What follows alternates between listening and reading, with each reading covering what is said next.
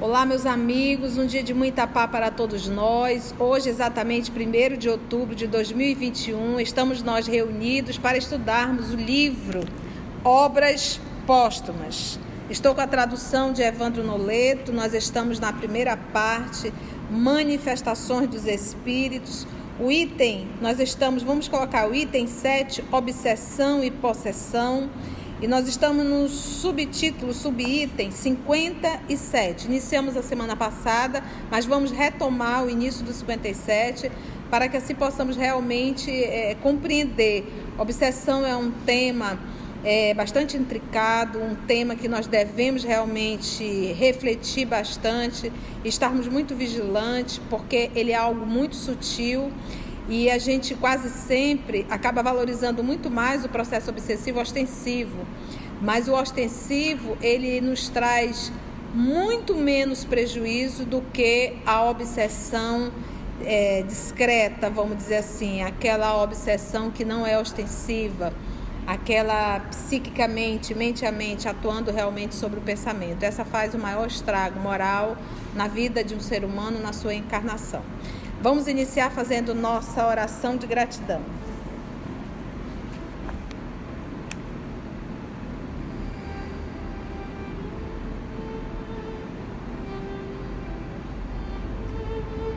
Divino amigo Jesus,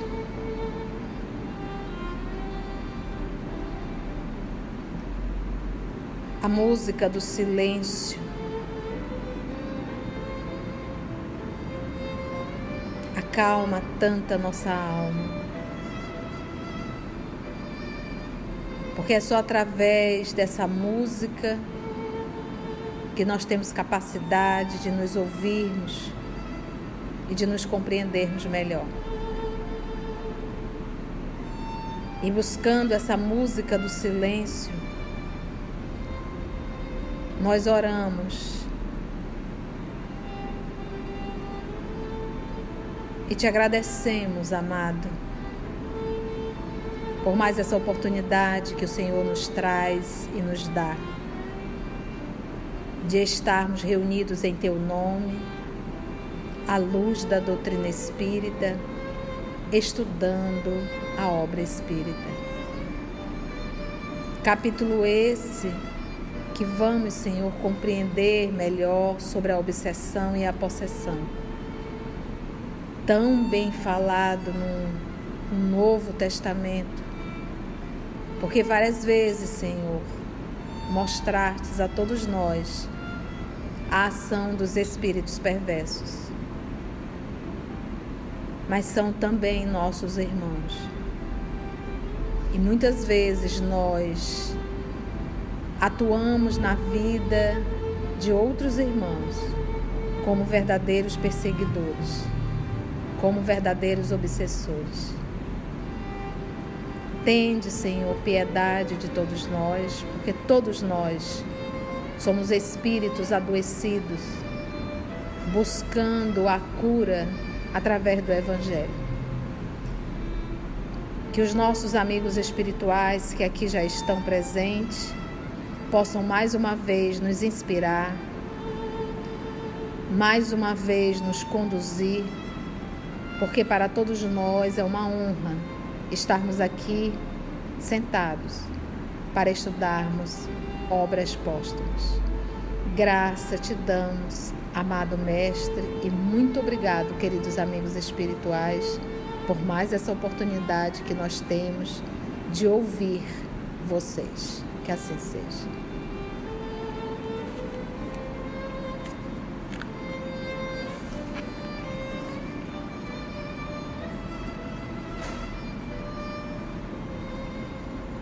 Vamos lá, item 57. Visto que em todos os tempos existiram espíritos, também desde todos os tempos eles representaram o mesmo papel, porque esse papel dos espíritos está na natureza E porque temos a prova disso no grande número de pessoas obsidiadas ou possessas, se o preferirem, antes que se cogitasse de espíritos, ou que, nos dias atuais, se ouvisse falar de espiritismo e de médios, porque, infelizmente, as pessoas que ignoram a doutrina espírita passam a acreditar que o espiritismo criou a obsessão, criou a possessão, criou a subjugação, criou a comunicabilidade dos espíritos, criou a evocação dos espíritos. Mas não tem problema quem ignora pensar isso.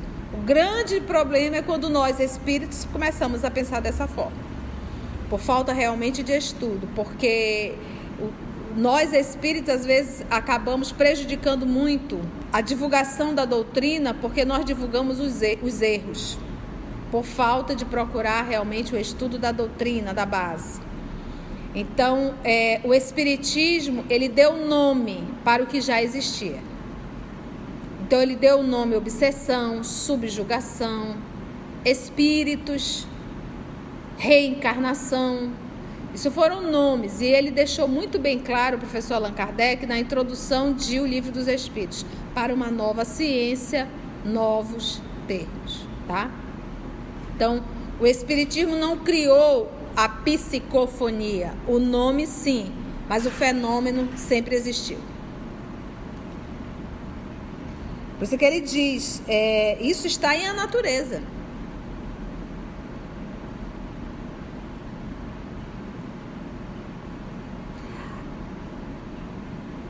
A ação dos espíritos bons ou maus é, pois, espontânea.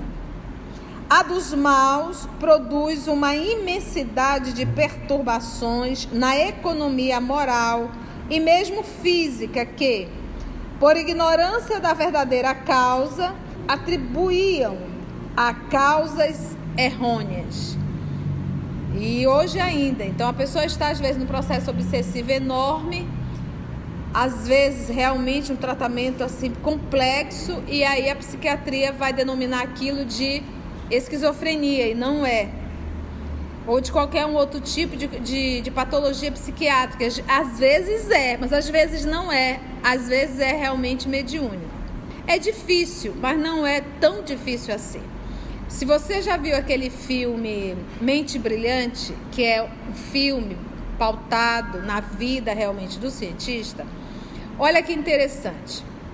Ali no filme você vai ver que ele sempre estava vendo 3 pessoas. Uma criança, 2 homens adultos e essa criança. Então, constantemente, eram aquelas pessoas que ele estava vendo. Constantemente, quando não mudava aquilo. Então, foi detectado realmente um processo de esquizofrenia. E ele soube lidar com tudo isso, ele soube administrar tudo isso. Então, um médium vidente, ele não vê sempre 2 homens e uma criança. O médium vidente, ele vai ver a comunidade dos espíritos. E até mesmo o comportamento dele, que são as imagens que ele criou, são as personalidades que ele criou. Uma criatura que verdadeiramente estuda a doutrina, ela, através de um diálogo, ela consegue identificar, ela consegue perceber, fazendo algumas perguntas. E até mesmo pela posição, pelo olhar, pela forma, a expressão corporal, ela fala muito, a forma de olhar, o jeito de falar, a linha de raciocínio. Então você consegue. A gente não pode também rotular tudo de mediunidade ou de obsessão. Todo o processo esquizofrênico normalmente também tem uma ação espiritual, mas ele não é esquizofrênico pela ação espiritual. A esquizofrenia acaba proporcionando aos espíritos uma ação maior sobre ele. A pergunta que tem que ser feita é: o que leva uma pessoa a reencarnar com a esquizofrenia? Em que momento essa mente adoeceu? Essa mente ela não adoeceu agora. Essa mente ela adoeceu lá atrás. Vou pegar algo muito atual que incomoda bastante. Você imagina se você é um administrador público e você passa pela sua mão milhões e milhões em reais na saúde pública. Pensa na saúde, em medicação, em salvar vidas, e de repente você desvia o dinheiro que vai ser para salvar vidas. Essa é uma atitude de muita crueldade, de muita perversidade, de uma mente que já está enlouquecendo, que já está enlouquecida. Então, para você chegar lá na frente como esquizofrênico, você construiu essa esquizofrenia ao longo de uma encarnação. Nascer esquizofrênico, que quase sempre aquilo aparece com seus 13, 14, 15 anos de idade, normalmente é na adolescência, que ela toma uma proporção maior, aquilo ali já é o resultado do que foi feito lá atrás, do espírito que se adoeceu. Então, quando eu faço bem, eu me ilumino. Quando eu faço mal, eu me destruo. Isso é da lei. Olho por olho, dente por dente. Quem com ferro fere, com ferro será ferido. Por ignorância da verdadeira causa, atribuíam a causas errôneas. Os espíritos maus são inimigos invisíveis, tanto mais perigosos quanto não se suspeitava da ação que exercia. Olha que interessante. Tanto mais perigosos quanto não se suspeitava da ação que eles exerciam. Os espíritos, ninguém suspeitava. Ao desmascará-los, o Espiritismo revela uma nova causa de certos males da humanidade. Certos, não são todos. Conhecida a causa, não mais se procurará combater o mal por meios que já se sabem inúteis. Procurar-se-ão outros mais eficazes. Então, qual é a forma de você lidar com o espírito? É mandando a pessoa tomar banho de sal grosso, dar 3 pulos, fazer prece de Cáritas 6 vezes em 6 sexta-feiras e 7 sexta-feiras? Não, óbvio que é conversando com esse irmão, saber por que ele se tornou um perseguidor. Que dor é esse que ele carrega, que ele ainda não conseguiu perdoar. Então é necessário realmente esse diálogo com esse espírito. Daí o trabalho que o espiritismo faz na desobsessão. Esse é um dos propósitos, esse é um dos motivos. O que mais incomoda um espírito que é inimigo de alguém? Ninguém é inimigo de alguém por um capricho. Se eu me tornei inimiga é porque alguém me fez algo que me machucou bastante. Então, é conversar realmente. O que mais irrita um inimigo é olhar para aquela pessoa que o prejudicou e ver que aquela pessoa não mudou nada. Que aquela pessoa continua igual ou pior. Maliciosa, ardilosa, agressivo, não mudou nada. Então, isso irrita mais ainda. Quando eles percebem que aquela criatura verdadeiramente está fazendo um movimento de moralização, isso já faz com que eles... Por exemplo, às vezes você tem um inimigo seu, de um perseguidor seu que você enganou numa vida passada, que você o traiu. E ele de repente olha para você e vê a mesma mulher de sempre. Não mudou nada. Isso vai o quê? Acalentar o coração dele? Não. Vai para cima de novo. E eles ainda dizem, vou usar um termo bem chulo, é a mesma vagabunda de sempre. Eles dizem a si mesmo em reunião mediúnica. E se é um homem, é o mesmo tirano de sempre. Ou é o mesmo vagabundo de sempre. Então isso me incomoda muito. Então por isso que no trabalho da desobsessão é necessário fazer um trabalho juntinho. A reforma íntima do paciente é indispensável, o evangelho, e fazer uma mudança íntima. Esse é o primeiro ponto. E obviamente o trabalho paralelo com esse espírito. Se o paciente não faz a mudança, isso irrita muito mais ainda aquele que se considera um inimigo. Ficou claro, gente, isso? Então vamos lá.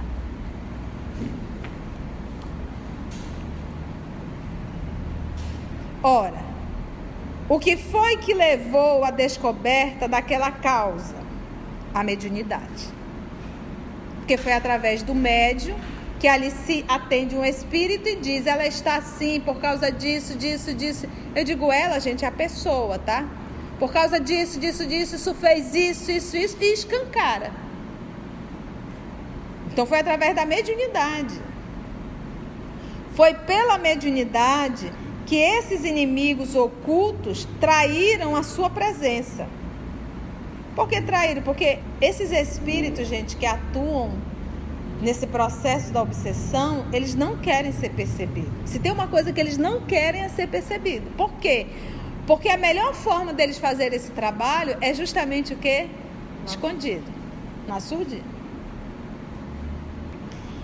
Foi pela mediunidade que esses inimigos ocultos traíram a sua presença. Ela foi para eles o que o microscópio representou para os infinitamente pequenos. Revelou todo um mundo. Porque foi o Espiritismo que veio trazer esse processo de uma forma mais clara. Jesus abordou a obsessão várias vezes. Várias vezes nós vamos ver Jesus no Evangelho, várias vezes, mas nem todas escritas. No Evangelho, algumas, em que Jesus conversa com o Espírito, mostrando a ação, né? Por isso é que ele fez o diálogo. E quando Jesus fez a pergunta, óbvio que Jesus sabia do que se passava. Mas a pergunta foi feita para que houvesse uma resposta e hoje nós pudéssemos estar citando ela. O Espírito grita: Jesus de Nazaré, eu sei quem tu és. Tu és o Filho de Deus vivo. E Jesus diz: e tu quem és? Que Jesus manda ele se calar, né? Chama-me legião, pois somos muitos. Pois eu te ordeno, legião, sai dele, deixa ele. E o rapaz, está lá no Evangelho, o rapaz entra em convulsão. Ele obviamente se machuca, né? Com o centro de convulsão, deve ter machucado, né? Os seus lábios, a parte da bochecha. Ele começa a sangrar e ele volta ao normal depois.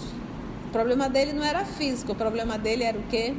Espiritual. Era um processo realmente obsessivo. E Jesus sempre dizia para todos nós: vá, não tornes a pecar, para que não te aconteça algo pior.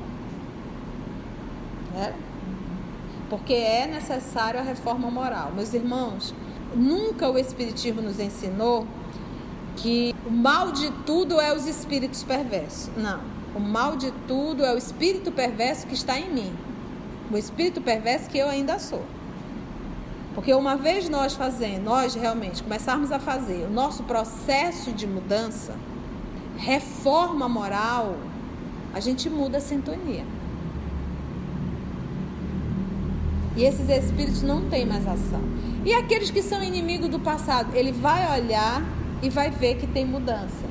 A força dele vai diminuindo. Porque não há quem resista ao amor. Poxa, ela foi tão perversa comigo, mas olha o que ela faz agora. Olha o que ele faz agora. Olha o trabalho. Aí isso vai realmente tocando. E você ainda faz um outro movimento de evangelizar esse coração. Agora, se nós continuarmos fazendo a mesma coisa... Eu me lembro uma vez um espírito se aproximou e disse assim: é o mesmo capataz de sempre. Para uma conhecida minha. É o mesmo capataz de sempre. E com o tempo eu descobri que era realmente um capataz. Ele não estava errado.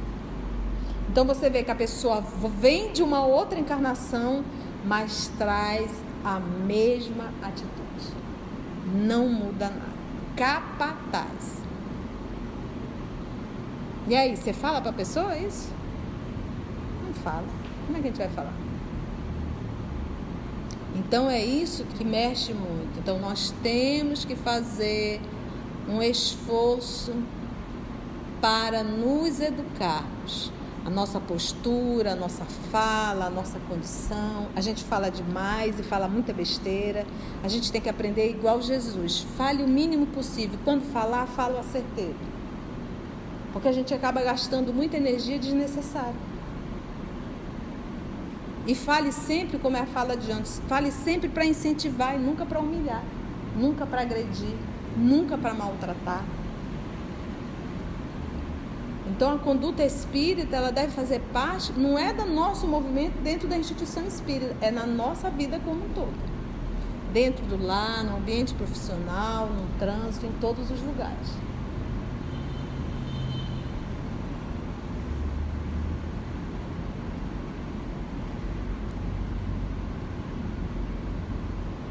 O Espiritismo não atraiu os espíritos maus, apenas os desvendou e fornecer os meios de se paralisar a ação deles e, por conseguinte, de afastá-los. Essa foi a função do Espiritismo. Mostrar e realmente tentar ali trabalhar. Não foi ele, o Espiritismo, quem trouxe o mal, visto que o mal existe desde todos os tempos. Ao contrário, ele dá remédio ao mal, apontando-lhe a causa.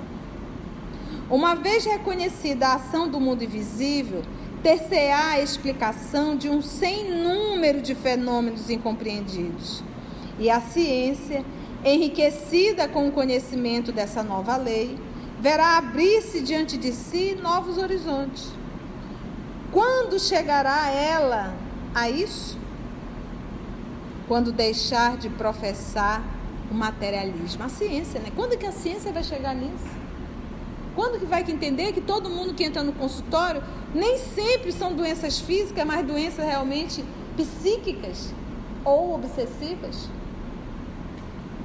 Quando é que nós vamos entender? O meu tio, o tio Dosa, ele tem uma frase que eu acho legal. Minha filha, médico trata, mas quem cura é Deus.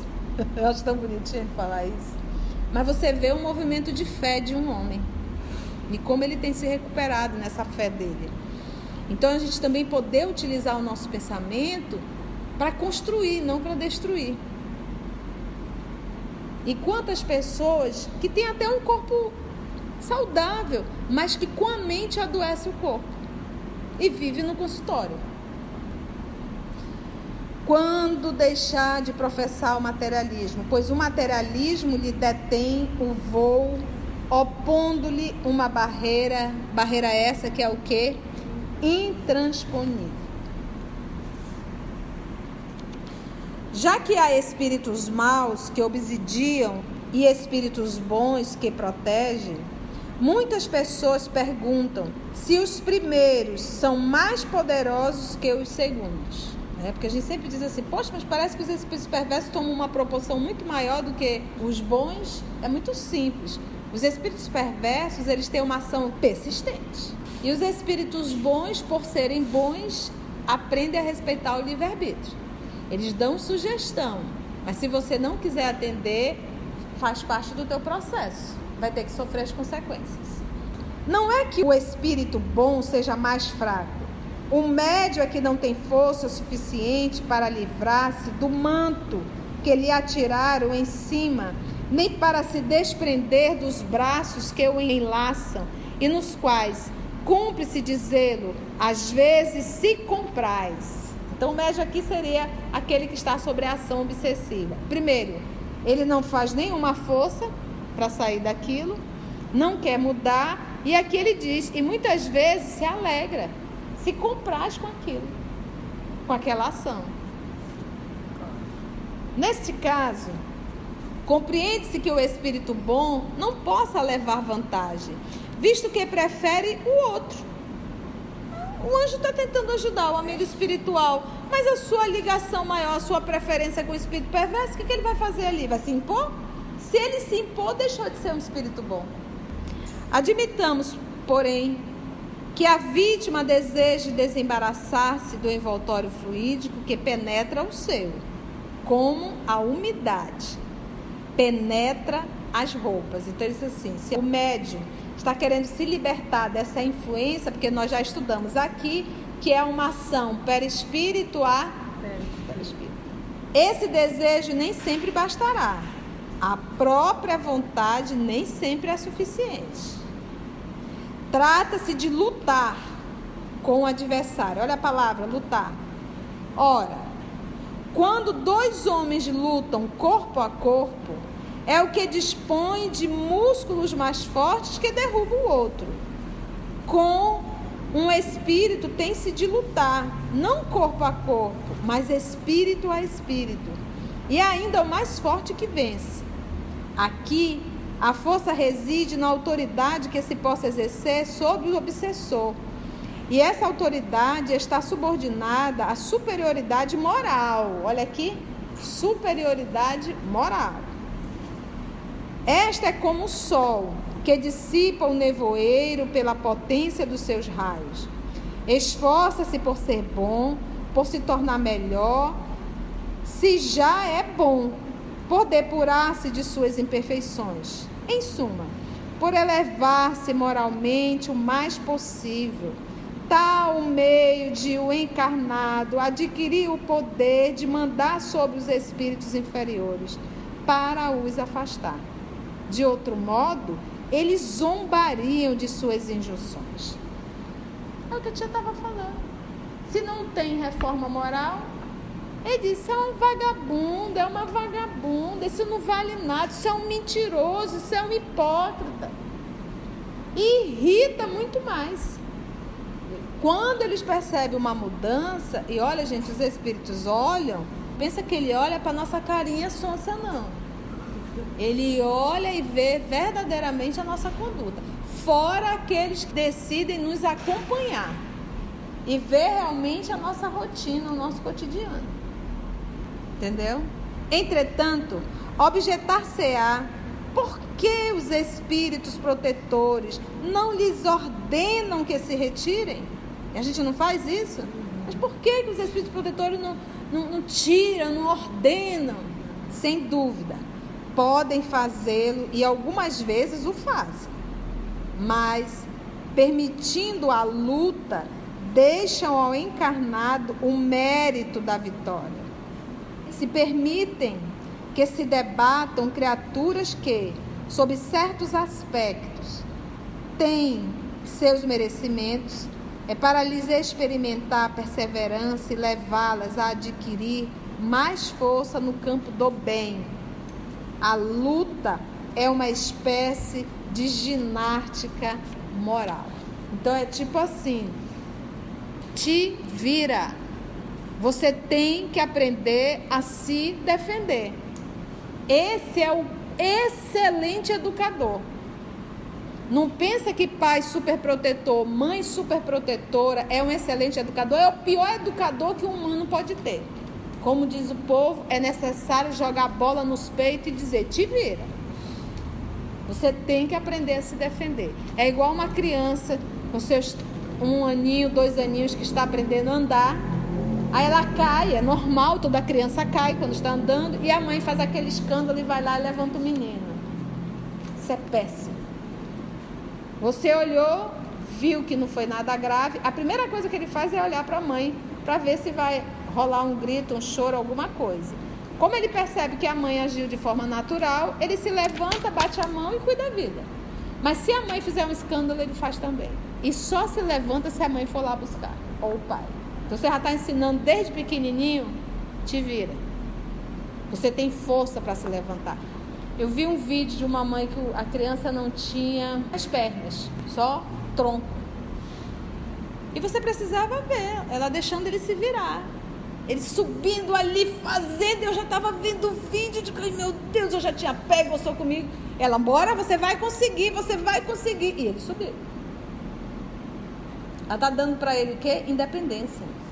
E a alegria dele quando ele conseguiu? A alegria que ele sentiu em ter conseguido subir. Se a mãe tivesse feito isso, ela teria tirado a alegria dele. Assim é a nossa vida quando se fala em moral.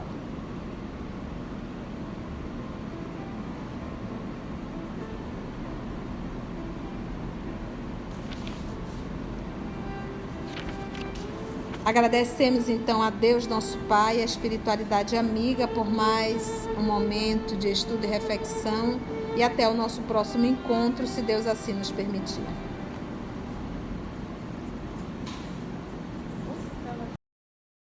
A gente não pode também rotular tudo de mediunidade ou de obsessão. Todo o processo esquizofrênico normalmente também tem uma ação espiritual, mas ele não é esquizofrênico pela ação espiritual. A esquizofrenia acaba proporcionando aos espíritos uma ação maior sobre ele. A pergunta que tem que ser feita é: o que leva uma pessoa a reencarnar com a esquizofrenia? Então, para você chegar lá na frente como esquizofrênico, você construiu essa esquizofrenia ao longo de uma encarnação. Então, quando eu faço bem, eu me ilumino. Quando eu faço mal, eu me destruo. No trabalho da desobsessão, é necessário fazer um trabalho juntinho. A reforma íntima do paciente é indispensável, o evangelho, e fazer uma mudança íntima. Esse é o primeiro ponto. E, obviamente, o trabalho paralelo com esse espírito. Se o paciente não faz a mudança, isso irrita muito mais ainda aquele que se considera um inimigo. Esses espíritos, gente, que atuam nesse processo da obsessão, eles não querem ser percebidos. Se tem uma coisa que eles não querem é ser percebido. Por quê? Porque a melhor forma deles fazer esse trabalho é justamente o quê? Escondido, na surdina. E Jesus sempre dizia para todos nós: vá, não tornes a pecar, para que não te aconteça algo pior. Porque é necessário a reforma moral. O mal de tudo é o espírito perverso que está em mim. Porque uma vez nós realmente começarmos a fazer o nosso processo de mudança, reforma moral, a gente muda a sintonia. E esses espíritos não têm mais ação. E aqueles que são inimigos do passado, ele vai olhar e vai ver que tem mudança. A força dele vai diminuindo. Porque não há quem resista ao amor. Aí isso vai realmente tocando. E você ainda faz um outro movimento de evangelizar esse coração. Nós temos que fazer um esforço para nos educarmos. A nossa postura, a nossa fala, a nossa condição. A gente fala demais e fala muita besteira. A gente tem que aprender igual Jesus. Fale o mínimo possível. Quando falar, fala o assertivo. Os espíritos perversos, eles têm uma ação persistente. E os espíritos bons, por serem bons, aprendem a respeitar o livre-arbítrio. Eles dão sugestão. Mas se você não quiser atender, faz parte do teu processo. Vai ter que sofrer as consequências. Aquele que está sobre a ação obsessiva. Primeiro, ele não faz nenhuma força para sair daquilo, não quer mudar, e aqui ele diz, e muitas vezes se alegra, se compraz com aquilo. O anjo está tentando ajudar o amigo espiritual, mas a sua ligação maior, a sua preferência com o espírito perverso, o que ele vai fazer ali? Vai se impor? Se ele se impor, deixou de ser um espírito bom. Te vira. Você tem que aprender a se defender.